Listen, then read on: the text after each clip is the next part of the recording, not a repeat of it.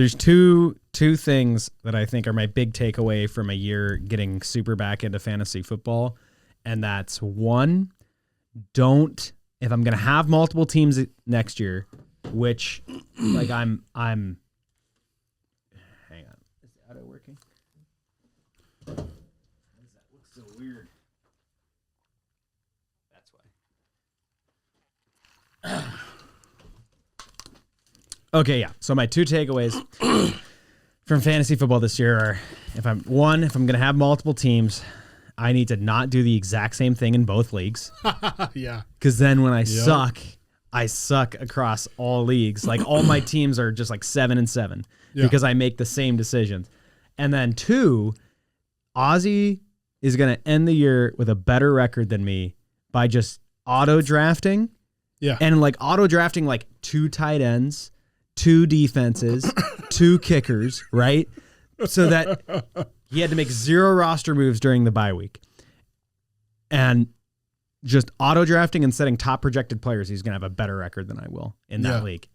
After like all these moves and trades and shenanigans, like just the tinkering. I mean, I think tinkering has got me every single year. And the year that I won championships in both of like my consistent leagues are the years where I didn't do a lot of tinkering. Tinkering does not accurately describe what I did. Yeah.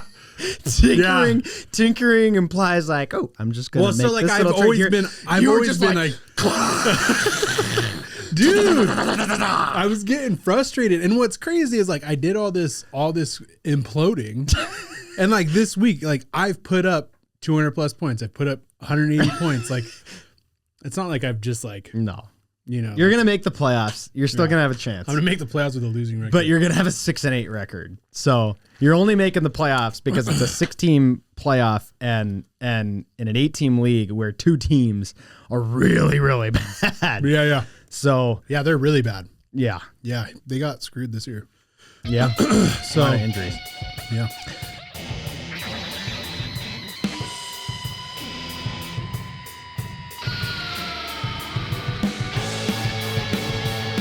All right. Fantasy football sucks. Don't play it. Don't play fantasy football ever. Welcome to the house. I'm Isaac Smolden. I'm joined as always by Brian Fields. What up? If you need homeless or at-risk youth services, you can take it to my house, 300 North Willow Street, downtown Wasilla. Brian, we've got one big main topic today. Yeah. And I wanted to leave some room for our team updates because we have I have some hockey stuff. You have some basketball stuff. Let's start with the easiest thing. The Raiders lose again. Any thoughts? Dude, I've never rooted for the Giants so hard in my life. Other than when they played the Patriots in the Super Bowl. Like, I was invested in that game. And, of course, in Giants fashion, you get down there. You're ready to tie the game. You're going to go to overtime. No, you're not. No, you're not. Block field goal. Because they're trying to lose just as hard as we are, dude. God. Oh, I'm so upset. So Raiders have secured, for now, the number 1 overall pick. I still believe that they'll find a way to mess that up, and that will be what gets AP fired. I can't remember if we talked about this last week, but Raiders-Jags is the week that my wife and I are going to Vegas, and I just got to find a way to convince her to get to that game. No, because you're going to I feel like I need bad magic I feel there. like we need boots on the ground for this game, though. This could be historic, dude. It could be historically bad. It'll be like the Lovie Smith deal, where Chicago had the number 1 pick tied up, and then they do some crazy play at the end to win the game, and it's like the last game of the season. Yeah. But here's the thing. I need the Raiders to win now because the Raiders and Jags were both tied for worst record in the NFL, and then the Jags actually won this week. Yeah. So that might depend on... They won? 10-6 because they played the Titans. So Titans embracing the tank, losing to the Jags. They both have 3-10 records. Oh, my gosh. How did I miss that? Probably because it's the Jags and the Titans. Probably because who watched that game outside of the Tennessee, Jacksonville area. No one had that game crazy. Okay, the Seahawks. Brian, I'm so close to being ready to be heard again. Dude, I'm so close. Dog walked him. I'm so close. Yeah. What a first half. Of all the bad decisions I've made sports-wise, I bought a Jackson Smith and Jigba jersey last year, and so far, that looks like an awesome decision. First jersey. Would you keep him over DK? That's a conversation. I think that needs to be a whole episode, honestly. I don't think with what we have planned today, I don't think I can really dive into that conversation. Okay. Sorry. And in fact, I think that's a fantastic conversation to have with Jay. Yeah. Because Jay's got some strong opinions about that. And I think either DK's I don't want we need to really break that down. That's a really good diva. question. He's a go route diva. I don't say diva. He's a go route diva, dude. Think about how many times he's thrown a fit on the sideline. Okay, I will say this. If given the decision between DK Metcalf and Jackson Smith and Jigba next year in fantasy, yeah, I think you have to go. That's what I'm saying. With Jackson Smith and Jigba, right? Anyway, this is... He looks good. Smith and Jigba. He does. I'm not ready. The defense looks good. I'm not quite ready to, get all rah-rah and lock in a playoff spot. I've looked at the schedules, up right? Now, though, right? They're one game up. Oh, I thought there were two because they beat Shanar's Bills couldn't take care of business against the Rams. They did everything they could. Three passing touchdowns, 3 rushing touchdowns. I feel like Sean lost. Sean McVay just said no. The Rams are looking real good. And the Niners, of course, won. Are they really looking that good? So the Rams' schedule moving forward, here's what's going to happen. I'll call it right now. Because I don't think either of those teams with a 10-7 record is a wild card team. I think the Commanders will end up in that third wild card spot. Mm-hmm. So you have to win the division in order to make it in if you're an NFC West team. And I think in order to win the division, you might have to be 11-6. I don't know if you can sneak in at 10-7 because the Rams have kind of a NFC is crazy. The NFC West is nuts. The NFC South is bananas too. Because it's just like there isn't Atlanta in first place with a losing record. No, the Bucks are in first place at 7-6 now after falling down a third or something. Yeah. So the Seahawks have the Packers and the Vikings their next 2 games. Mm-hmm. And that's why I don't want to get too excited yet. Because this team could very easily be 8-7 in 2 weeks. They do get to play the Bears, which the Bears look better though. The Bears got killed by the Niners this week. Yeah, but I mean the Bears have nothing to play for. Absolutely nothing to play for. I think the team has given up once you fired the coach that late in the season. Those gut-wrenching losses, there's only so many times you can go into the locker room and be like, we'll get them next time, guys. Before the team is just like, yeah, no, we're not. I think the Seahawks can very easily get to a winning record this season. I think you got to expect to beat the Bears. Yeah. I really think they have to steal one from the Packers and the Vikings, 2 very good teams, because they play the Rams week 18. And what I think is going to happen is the Rams play the Niners, which is great because only one of them can win. They play the Cardinals, which is great. Only one of them can win. But then they play the Jets. Mm. The Jets have lost a lot of close games recently, but you look at that schedule and you're like, man, the Rams, if in a vacuum, all 3 of those games, I think I'm picking the Rams to win all 3 of those games. So the Seahawks are up a game. They got to win 2 out of 3, and I think what we're going to see happen is it's going to be 2, 9, and 6 teams playing in Week 18, and only one of them is going to be able to make the playoffs. That'd be a filthy finish. I fully expect it to be that. Now, if the Seahawks can win 2 out of 3, and if the Rams just drop one of these games, you're feeling a whole lot better. Yeah. I don't expect the Seahawks to do anything in the playoffs. I'm a realist. I've said it multiple times. They've won 8 games. At this point, playoff berth, just let me watch a playoff game, please. There you go. I mean, at least you get that. At least I'd get that. And there's a lot, I think there's a lot to like about this season, potentially. I think that there's some great strides in the right direction. There's definitely some fixes that need to happen, and that's a conversation we can talk about in the offseason. But for right now, we're 4 weeks out. Seahawks are 8-5. Cardinals are done. Yeah. I mean, they look I wouldn't say what a weird team. I don't say they're done. I just think they're not done mathematically, but they, I don't know. They such a weird team. They just beat themselves. Yeah. You know, Kyler Murray has been the most inconsistent, and I know because I have him in fantasy football. QB play has just been super inconsistent, and I think and then their defense has also been inconsistent. Like one week they look like lights out, top 10 defense, and then the next week people are just walking up and down on them. So yep. Until they can get some consistency, that's just what you're going to see. And now losing the season series to Seattle, your road looks a lot harder. 100%. You know? So, all right, let's get into it. So, okay, remember the Lakers. Yeah, they're doing great, aren't they? They were doing so good. They were like, came out hot. Yeah. They were number 2 or 3 seed. Yeah, they were like number 3 last time we talked about it. How's that going? They're number 8 now.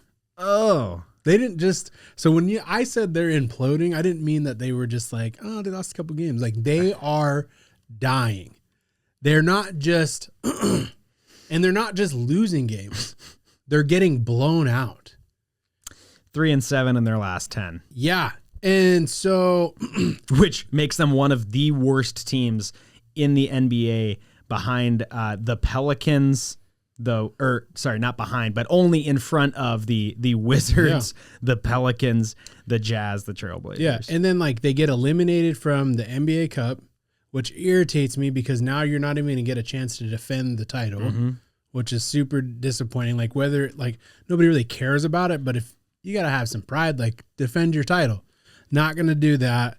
And there's a lot of heat on JJ Redick right now because the team looks eerily similar to how they looked under Darvin Ham, and we're like, why did we fire Darvin Ham? Right. If this is going to be the same result. And so it begs the question was that just new juice, new energy, and has that now faded? And this is what the Lakers are. I don't know. I'm super concerned. I've always been concerned ever since like LeBron doesn't look like he's playing for titles. He doesn't look like he's playing for seeding and it's still early, but it doesn't look like he's playing that way. It looks like he's playing that way, like kind of like adding to his legacy in a sense of my longevity, my points, my assists, all of those type of things, and racking up stats. And I'm gonna hang out with my kid for a season. You know what I mean? Get him drafted to the Lakers. And so like I feel like LeBron is the Lakers' biggest enemy right now. Yeah. When is it time to hit the panic button for Lakers fans? So is this just a slump, or is this? I'm already in full panic. I'm already in full panic because like what I liked about the Lakers and why I was excited in those first, they look like a different team, and they were like they're moving the ball, they're cutting. Dude, they lost to the Hawks and there was 11 seconds, so they gave up a freaking 3-pointer to Trae Young for the game winner in overtime. He takes the lead. We got no timeout, so they push the ball. And then probably 3 feet behind the 3-point line, behind it. So 3-point line here. LeBron James is way the bleep out here. Okay, this is super frustrating for me. And he takes a quick 3 with 3 seconds left. Didn't fight for a position, nothing, dude. We're not going to drive. LeBron, is LeBron a 3-point shooter? You don't even know basketball. Do you think LeBron is a 3-point shooter? No, he's not. No, he's not a 3-point shooter. So I saw a question I wanted to ask you quick, which is, and this is just maybe TikTok bait for the more uneducated fan like me, but is the league moving to a point where they are trying to emulate that Steph Curry outside 3, and is that ruining the league? Because this is a whole episode. Okay, so now we have 2 episodes that we need to talk about. Yeah, because the ratings have plummeted and people aren't watching. Like I barely watch. I used to love basketball, and when I first started watching the beginning of the season, I was like, okay, they're like running back on defense, they're cutting, they're dunking, they're driving, they're nice. Like I don't mind taking threes, but I want it to be a good 3. I hate this. The math says that when you come down and you just pull up a 3, that you're going to hit it this many times out of it. I'm like, I don't like that. Yeah. You know, it doesn't look like good basketball. Like I don't care what the numbers say. You know what I mean? Like, so I don't mind jump shots. Like I'm a Kobe fan, right? Like mid-range was Kobe's game. but their ratings have plummeted, and it's because nobody's playing defense. Everybody's trying to be Steph Curry, and like I was like literally watching Blake Griffin highlights and like trying to think about when is the last time the NBA had somebody like Blake Griffin in the league. And Anthony Edwards is kind of close, but still not as like violent and as electric as Blake Griffin was. And so like, that's what fans want to see, man. We want to see you compete. We want to see you fight for it. We want to see you like, you know what I mean? Like get out, and they just don't have it. And so like, yeah, really quick it's rough on the Lakers. And I think this is an interesting comparison. A team that always seems to lose every time I decide to watch them. What a terrible year and a terrible team for me to try to get into basketball with. The Denver Nuggets are basically at the same winning percentage as the Los Angeles Lakers. Yeah. Would you be as concerned? Do you have the same concern for the Nuggets that you do the Lakers right now? No, because they have more talent than the Lakers do. Right, like the Lakers have LeBron and AD. They have an aging LeBron and they have Anthony Davis. Right, Austin Reeves has come on and he looks a little bit better, but you know what I mean. Like Jokic and Murray and their supporting cast is insane.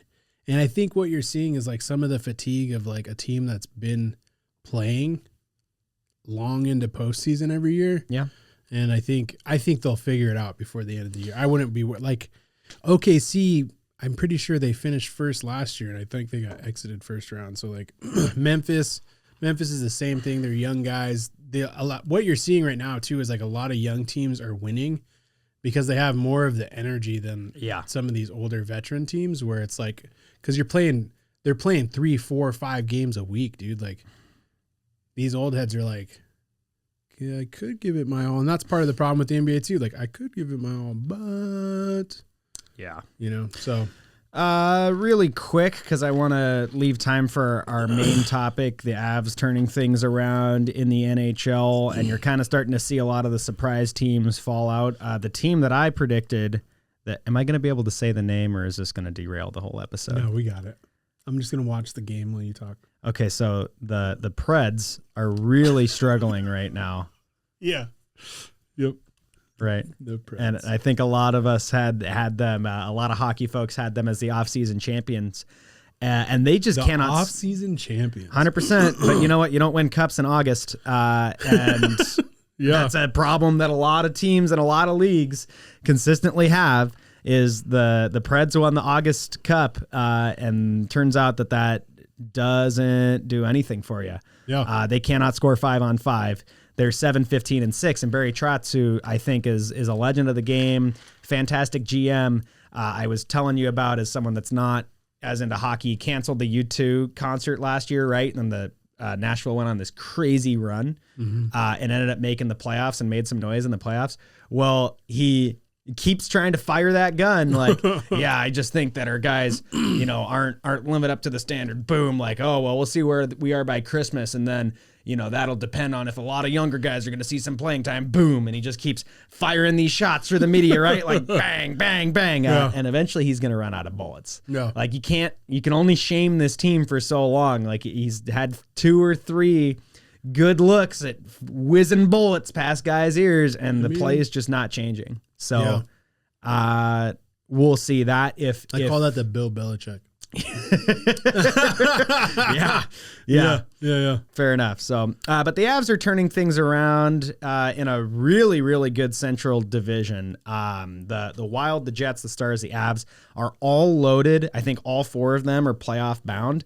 And like any time they're playing, I think it's worth watching. All 4 of those teams. But this is really turning into a year of have and have-nots. And what is a little disappointing is that the haves are the same teams that have been the haves for the last 10 years, and the have-nots who have said every year, like, hey, this is the year, we're turning it around.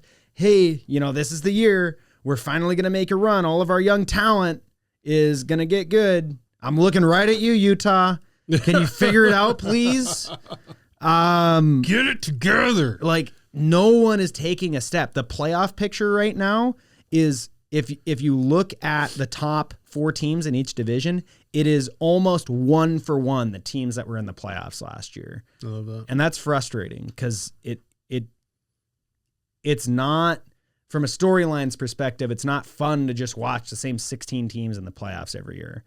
So I don't know. That might be a conversation for a later time. I feel like we're setting up so many fantastic topics to talk about. Sure. But the topic that I wanted to bring up, and that segment went on for a little bit longer because we had a lot in there. But I saved this photo the other day because I saw it and I thought it would make an interesting topic. So I'm just going to read it first. Yep. The Giants let Saquon leave. Mm-hmm. The Titans let Derrick Henry leave. Mm-hmm. The Raiders let Josh Jacobs leave. Yep. This is from 2 weeks ago. These 3 teams are a combined 7-26. Yeah. The Giants, the Titans, the Raiders. Those 3 running backs, their teams are a combined 24-9. Maybe, just maybe, elite running backs matter. Yeah. You know who somebody's not on that list because the Texans have been struggling is Joe Mixon. And I think he should be on that list. But I think the Texans have been struggling, so it throws your numbers off a little bit. A little bit. But, I mean, as we're watching the Bengals game and they're 4-8, struggling to just pass the ball, their run game has turned into check down passes to Chase Brown. Yeah, man. I mean, we've seen it the last couple of years, right? I bring it up all the time. Todd Gurley. He was like one of my favorite running backs. Like that dude was insane. Out of the league, 28 years old. You know what I mean? Like the whole Saquon thing. It's Daniel Jones's year. We're not going to pay him. Saquon is literally on pace to break the single season rushing record. Yeah. We're not gonna pay Daniel Jones to hand off to $11 million a year back. Like, yeah, well, look what they're paying Jalen Hurts to do, and look at their team. I mean, would you rather be the Giants or the Eagles right now? Definitely rather be the Eagles. So obviously and I really like the running back position mattering.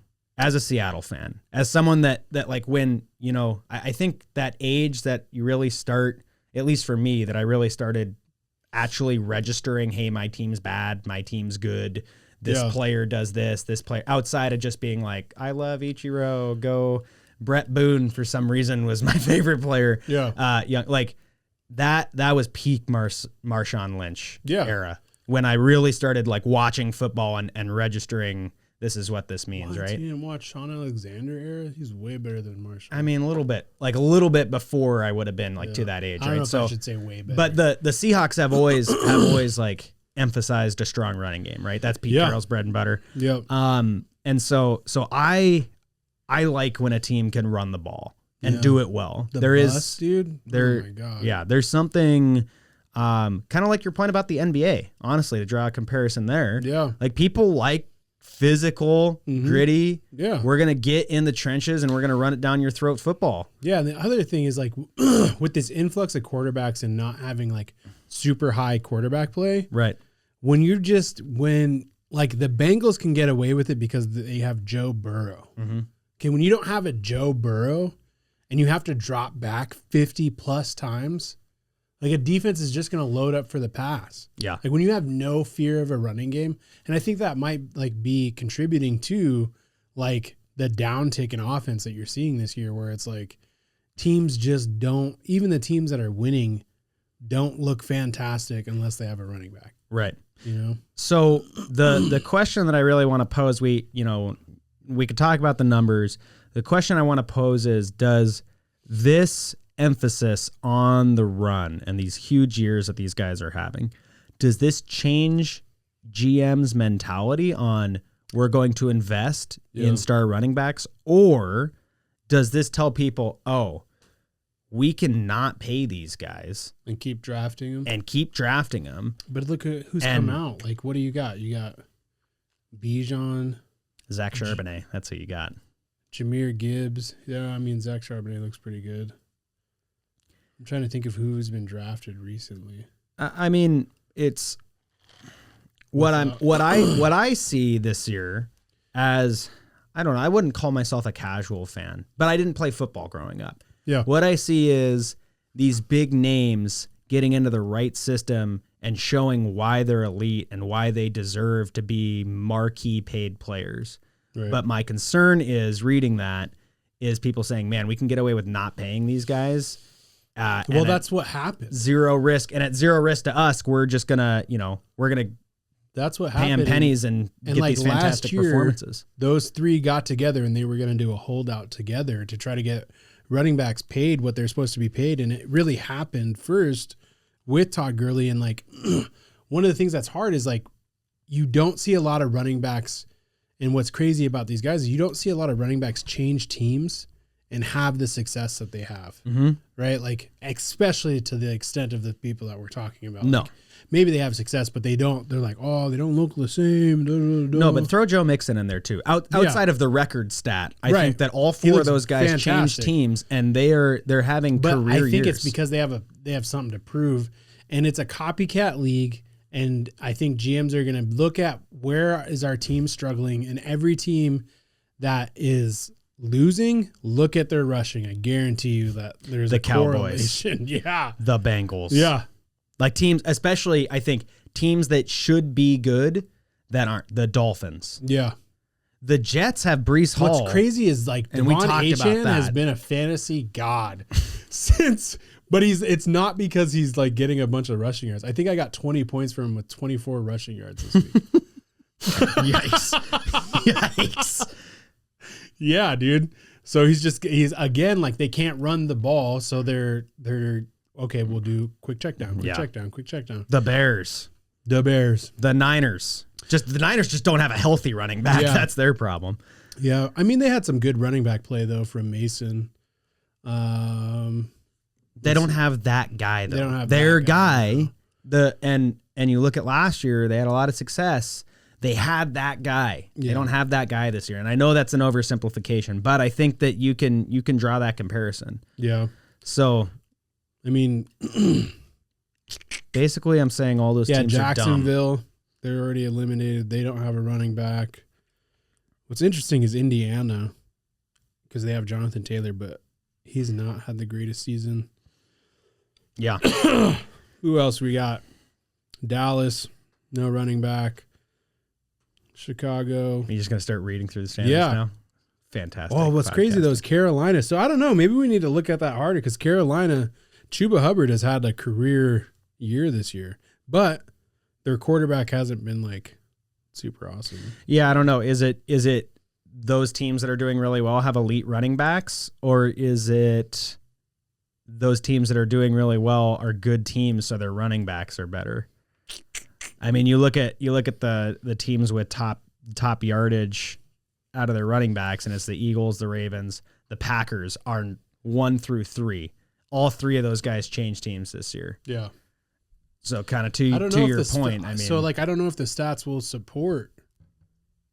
I think it needs to change. Like, I don't think you can keep doing this, especially to young quarterbacks, as we're in this transition of rotating quarterbacks out and like people retiring and greats retiring. Like, I don't think you can keep this standard of this is how we play the game without I just don't think it's sustainable. So I hope that it does, but I'm starting to look at it and wonder if you can even really support that. Yeah.